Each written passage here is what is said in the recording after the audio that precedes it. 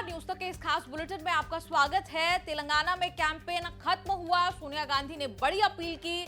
वहां से लेकर उत्तरकाशी की सुरंग वाली खुशखबरी तक तमाम बड़ी खबरें आज के बुलेटिन में हमारे साथ देखिए। उत्तरकाशी में ऑपरेशन टनल कामयाब होने वाला है। टनल के बाहर खुशखबरी का इंतजार किया जा रहा है। पहाड़ को चीरकर जिंदगी बचाने की जंग जो है वो जारी है। 12 नवंबर से फंसे 41 लोग बाहर निकलने के बहुत पास हैं। अभी तक सब ठीक चल रहा है। 17 दिन बाद टनल से बाहर आएंगे 41 लोग। 12 नवंबर से जहां लोग फंसे हुए हैं, लगभग वहां तक एनडीआरएफ की टीम पहुंच गई है। टनल में मलबा हटाकर पाइप डालने का काम लगभग फिनिशिंग स्टेज पर है। 41 लोगों को लेने के लिए 41 एम्बुलेंस तैयार खड़े हैं। इमरजेंसी सिचुएशन से निपटने के लिए चिनूक हेलीकॉप्टर को तैनात रखा गया है। जो लोग फंसे हैं उनके परिवारों को बुला लिया गया है। सरकार की बहुत सारी एजेंसियां रेस्क्यू में जुटी हुई हैं। अभी we are not in a position to yet give you anything official, तो हम आपको बताएंगे जो स्थिति है, एग्जैक्ट स्थिति जो इस वक्त है। Before anything else, we are near a breakthrough but not yet there. अब 58 मीटर, कल मैं आपको बताया था कि 47 से थोड़ा सा ज्यादा 47.248 मीटर्स अंदर गए थे और उसके बाद से manual work has carried on. Telangana में भी खत्म हो गया चुनाव प्रचार। इसी के साथ 5 राज्यों के चुनावों की लड़ाई खत्म हो गई है। 30 नवंबर को तेलंगाना में वोट डाले जाएंगे। 3 दिसंबर को 5 राज्यों के चुनाव नतीजे आएंगे। आखिरी दिन राहुल गांधी और प्रियंका गांधी ने रैली रोड शो करके आखिरी कोशिश भी कर ली। तेलंगाना में कांग्रेस और बीआरएस के बीच सीधी लड़ाई मानी जा रही है। कांग्रेस के लिए माहौल काफी अच्छा माना जा रहा है। 5 राज्यों के चुनावों को 2024 के लोकसभा चुनावों का सेमीफाइनल माना जा रहा है। हिमाचल कर्नाटक के बाद कांग्रेस के भी अच्छा करने से 2024 की लड़ाई मजबूत बन जाएगी। कैंपेन के आखिरी दिन सोनिया गांधी ने तेलंगाना की जनता के लिए सोशल मीडिया से संदेश दिया। मैं दिल से चाहती हूँ कि दोराला तेलंगाना को हम सब प्रजाला तेलंगाना में बदल दे। राहुल गांधी को कोर्ट में पेश होने का हुक्म हुआ है। अब की बार अमित शाह की मानहानि का मामला है। यूपी के सुल्तानपुर के एमपी एमएलए कोर्ट ने 16 दिसंबर को कोर्ट में पेश होने के लिए कहा है। 2018 में राहुल गांधी पर अमित शाह के बारे में आपत्तिजनक बयान देने का आरोप है। याचिका 2018 से पेंडिंग है। सुनवाई पूरी होने में 5 साल लग गए। कोर्ट को कल फैसला देना था, लेकिन पहले उन्होंने राहुल को पेश होने के लिए कहा। पेशी के बाद कोर्ट तय करेगा कि क्या करना है आगे। याचिकाकर्ता विजय मिश्र ने आरोप लगाया कि 2018 में राहुल गांधी ने कर्नाटक चुनाव के दौरान प्रेस कॉन्फ्रेंस में गृह मंत्री अमित शाह को हत्या का आरोपी बताया था। राहुल को मोदी सर ने मानहानि केस में सजा हो चुकी है। संसद सदस्यता भी चली गई थी। सुप्रीम कोर्ट से सजा पर स्टे के बाद राहुल की संसद सदस्यता जो है वो बहाल हुई थी। यूपी विधानसभा में विधायक मोबाइल फोन लेकर अंदर नहीं जाएंगे। विपक्ष वाले पोस्टर बैनर लेकर अंदर नहीं जा पाएंगे। विधानसभा के लिए बने नए नियम लागू हो गए हैं। सदन में विरोध के लिए बैनर, पोस्टर, काले झंडे दिखाना बैन हो गया है। यूपी की सबसे बड़ी विपक्षी पार्टी समाजवादी पार्टी के विधायक विरोध जताने के लिए काले कपड़े पहनकर विधानसभा आए। आरोप लगाया कि हर मोर्चे पर नाकामी छुपाने के लिए योगी सरकार संवाद नहीं चाहती। 66 साल में पहली बार नए बदलावों के लिए पिछले विधानसभा सेशन में मंजूरी दी गई थी। विधायकों की संख्या के हिसाब से विधान भवन में बीएसपी और कांग्रेस के कार्यालय कक्ष खत्म कर दिए हैं। बदले में केबिन अलॉट किया गया है। कांग्रेस विधानमंडल का दफ्तर मिलाकर सपा के नया बड़ा ऑफिस बनाया गया है। ये सरकार का विरोध है और नई नियमावली का भी विरोध इसलिए होना चाहिए क्योंकि लोकतंत्र को कमजोर करना चाहते हैं। नियम तो इसलिए बने कि जिससे लोकतंत्र मजबूत हो। आखिरकार जनता ने हमें चुन करके भेजा है। हमारी जिम्मेदारी बनती है जनता के सवालों को उठाने का। ये सरकार नहीं चाहती है कि हम जनता के सवालों को उनके सामने खड़ा करें, उन्हें उठाएं या तख्ती पर लिख करके ले जाएं। पीएम मोदी की तारीफ, विपक्ष की आलोचना उपराष्ट्रपति और राज्यसभा के सभापति जगदीप धनखड़ करते रहे हैं। पीएम मोदी की तुलना महात्मा गांधी से करके जगदीप धनखड़ फिर आ गए हैं विपक्ष के निशाने पर। नए बयान में जगदीप धनखड़ ने महात्मा गांधी को पिछली सदी का महापुरुष, मोदी को इस सदी का युग पुरुष करार दिया। इसके साथ ये भी जोड़ा कि राष्ट्र के विकास का विरोध करने वाली ताकतें और इस देश के उत्थान को पचा ना पाने वाली ताकतें एक साथ आ रही हैं। विपक्ष को तो भड़कना ही था। कांग्रेस नेता मणिकम टैगोर ने बयान को शर्मनाक के साथ साथ कह दिया कि चापलूसी की एक सीमा होती है और आप उस सीमा को पार कर चुके हैं। जगदीप धनखड़ बीजेपी के नेता थे।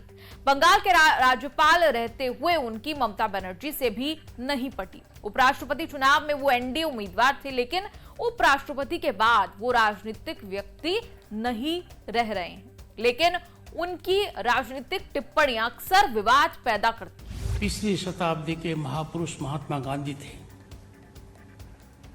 इस शताब्दी के युग पुरुष नरेंद्र मोदी हैं।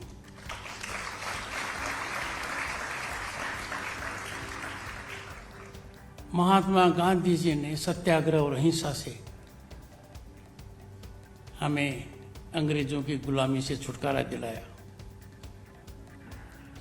भारत के यशस्वी प्रधानमंत्री श्री नरेंद्र मोदी जी ने देश को उस रास्ते पर डाल दिया जिस पर हम सदैव देखना चाहते थे। बिहार के शिक्षा विभाग ने पहली बार सरकारी स्कूलों में छुट्टियों का कैलेंडर धार्मिक आधार पर बांटा।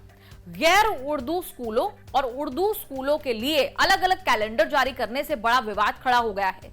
इससे पहले एक ही कैलेंडर निकलता था। दो अलग अलग कैलेंडर में अलग अलग छुट्टियों का प्रावधान किया गया है। उर्दू स्कूलों में ईद की छुट्टी 3 दिनों की, जबकि गैर उर्दू स्कूलों में 1 दिन की छुट्टी होगी। बकरीद पर उर्दू स्कूलों में 3 दिन की, जबकि गैर उर्दू स्कूलों में 1 दिन की छुट्टी होगी। गैर उर्दू स्कूलों में महाशिवरात्रि, श्री कृष्ण जन्माष्टमी, जानकी नवमी की छुट्टी होगी, जबकि उर्दू स्कूलों में छुट्टियां नहीं होंगी।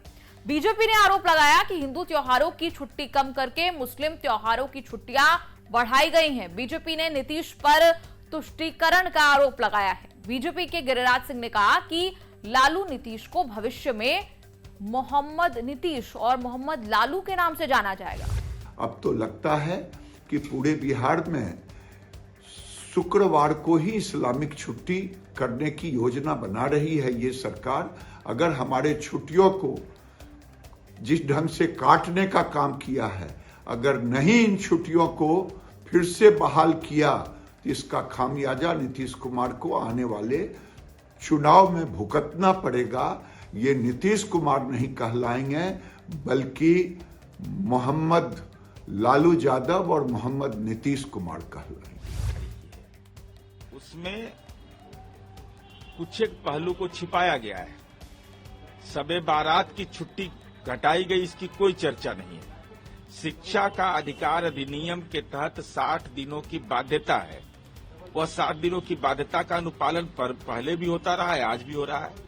जो हिंदुओं का पर्व है उस पर्व में यथावत छुट्टी कायम है, उसमें कोई संशोधन नहीं किया गया है। रक्षाबंधन की छुट्टी के बारे में मुझे अद्यतन जानकारी नहीं है, लेकिन महाशिवरात्रि से लेकर के कृष्ण जन्माष्टमी से लेकर करके बसंत पंचमी से लेकर करके होली दशहरा से जितना जानकी नवमी तक सारी छुट्टियां यथावत कायम है। अयोध्या में जो नया राम मंदिर बन रहा है वो भव्य शानदार तो है ही, सुरक्षा के लिहाज से हाईटेक बनाया जा रहा है। राष्ट्रपति भवन, संसद भवन जैसी होगी राम मंदिर की सुरक्षा। बंदूक नहीं, हाईटेक गैजेट से राम मंदिर की सुरक्षा का प्लान बना है। सीआईएसएफ ने राम मंदिर के लिए पूरा सिक्योरिटी प्लान जो है वो बनाया है। मंदिर परिसर में गनमैन तो नहीं दिखेंगे, लेकिन सुरक्षा ऐसी होगी कि परिंदा भी पर नहीं मार सकेगा। अयोध्या के राम मंदिर की सुरक्षा के लिए पैरामिलिट्री फोर्स सीआईएसएफ को इसलिए चुना गया है क्योंकि इसके पास तिरुपति मंदिर, शिरडी साईं बाबा मंदिर, गोरखनाथ मंदिर, महाकालेश्वर मंदिर, काशी विश्वनाथ मंदिर की सुरक्षा का भी अनुभव है, एक्सपीरियंस है। मुख्य राम मंदिर के लिए खास सुरक्षा ग्रिल का भी आइडिया आया है। जनवरी में मंदिर खुलने से पहले सीआईएसएफ सिक्योरिटी के सारे इंतजाम कर रही है। अदानी की कंपनी के लिए आज का दिन बेहद शानदार रहा। एक बार फिर अदानी ग्रुप का मार्केट कैपिटलाइजेशन उसी स्तर पर पहुंच गया है जब हिंडनबर्ग की रिपोर्ट आने से पहले था, यानी करीब 11 लाख करोड़ के आसपास। अदानी ग्रुप के शेयरों में तूफानी तेजी देखी गई, कुछ में 20% तक उछाल आया। सुप्रीम कोर्ट में चल रहे केस के कारण बेहद पॉजिटिव सेंटिमेंट बना। सुप्रीम कोर्ट ने सुनवाई करते हुए कहा था कि कि हिंडनबर्ग की रिपोर्ट को सच नहीं माना जा सकता और सेबी की जांच पर सवाल उठाने का कोई कारण नहीं है। हालांकि इस केस में सुप्रीम कोर्ट का फैसला अभी रिजर्व है, मतलब फैसला सुनाना अभी बाकी है। जनवरी में हिंडनबर्ग ने अदानी ग्रुप पर शेयर मैनिपुलेशन के आरोप लगाए थे, जिसके बाद से ग्रुप की स्थिति डामाडोल बनी हुई। 32 साल का रिश्ता टूटने के बाद रेमंड चेयरमैन और एमडी गौतम सिंघानिया पर पत्नी नवाज मोदी ने नए आरोप लगाए हैं। नवाज मोदी के आरोपों के बीच गौतम सिंघानिया ने रेमंड के कर्मचारियों और कंपनी को बोर्ड ऑफ डायरेक्टर्स को इंटरनल ईमेल लिखकर कहा है कि कंपनी ठीक चल रही है और बिजनेस बढ़ाने के लिए कमिटेड है। निजी जिंदगी के बारे में मीडिया रिपोर्टों पर कमेंट नहीं करने का फैसला किया है। परिवार की गरिमा बनाए रखना मेरे लिए सबसे ऊपर है। गौतम सिंघानिया पर नवाज मोदी ने मारपीट करने के बाद सेहत की चिंता नहीं करने का आरोप लगाया है। ऐसा ही एक घटना का जिक्र करते हुए कहा कि गौतम सिंघानिया ने ब्लड प्रेशर और शुगर के बाद भी बिना खाना पानी के तिरुपति की सीढ़ियां चढ़वाई। 13 नवंबर को गौतम सिंघानिया ने नवाज मोदी से तलाक का ऐलान किया था। नवाज मोदी ने गौतम सिंघानिया से अलग होने के लिए 11,000 करोड़ रुपए की संपत्ति में से 75% हिस्सा अपने और दोनों बेटियों के लिए मांगा, जिसके लिए गौतम सिंघानिया राजी हुए।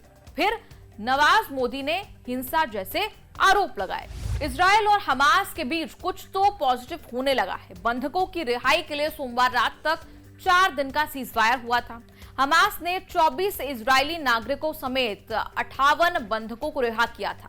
हमास ने इजरायल के अलावा America, Thailand, Germany, Argentina, Britain, France, Netherlands और पुर्तगाल के नागरिकों को भी बंधक बनाया था। अब सीजफायर 2 और दिन के लिए बढ़ाया गया है। इजरायल ने भी 33 फिलिस्तीनी नागरिकों को रिहा किया है। इस बीच टेस्ला के सीईओ एलॉन मस्क इजरायल पहुंचे, कहा कि गाजा को फिर से बचाने की मदद करेंगे। इजरायल के प्रधानमंत्री बेंजामिन नेतन्याहू और राष्ट्रपति इसाक हर्जोग ने मिलते हुए उन्होंने कहा कि हमास के खात्मे के अलावा कोई रास्ता नहीं है। इजरायली नेता मस्क को हमास की बर्बरता दिखाने के लिए उन इलाकों में लेकर गए जहां हमास ने हमला किया था। 7 अक्टूबर से जारी इस लड़ाई में दोनों तरफ से 12,000 लोग मारे जा चुके हैं। तो आज का आपको हमारा बुलेटिन कैसा लगा, आप कमेंट्स में लिखकर जरूर बताइए और ये भी बताइए कि किन विषयों पर हमें और ज्यादा बात करनी चाहिए। कमेंट्स में सब कुछ लिख भेजिए। धन्यवाद।